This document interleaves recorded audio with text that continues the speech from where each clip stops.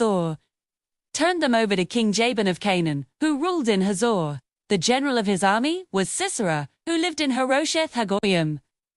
The Israelites cried out for help to the Lord because Sisera had 900 chariots with iron-rimmed wheels, and he cruelly oppressed the Israelites for 20 years.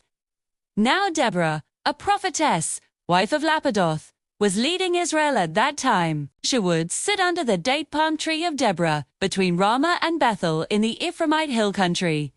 The Israelites would come up to her to have their disputes settled. She summoned Barak son of Abinum from Kadesh in Naphtali. She said to him, "Is it not true that the Lord God of Israel is commanding you? Jael marched to Mount Tabor. Take with you 10,000 men from Naphtali and Zebulun. I will bring Sisera, the general of Jabin's army, to you at the Kishon River, along with his chariots and huge army. I will hand him over to you."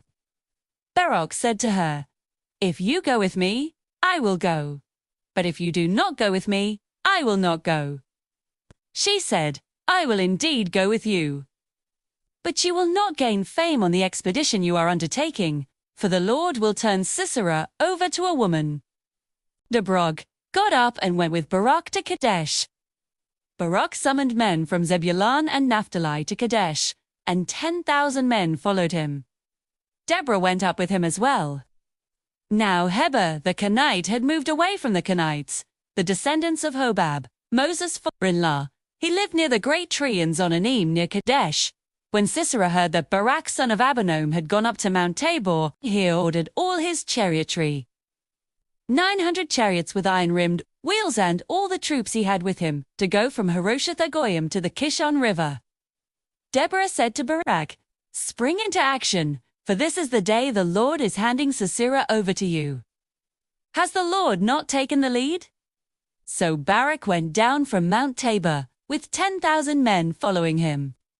The Lord routed Sisera, all his chariotry, nor his army with the edge of the sword. Sisera jumped out of his chariot and ran away on foot. Now Barak chased the chariots and the army all the way to Harosheth Hagoyim. Sisera's whole army died by the edge of the sword. Not even one survived.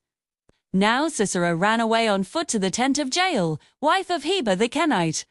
For King Jabin of Hazor and the family of Heber the Kenite had made a peace treaty. Jael came out to welcome Sisera. She said to him, "Stop and rest, my lord. Stop and rest with me. Don't be afraid." So Sisera stopped to rest in her tent, and she put a blanket over him.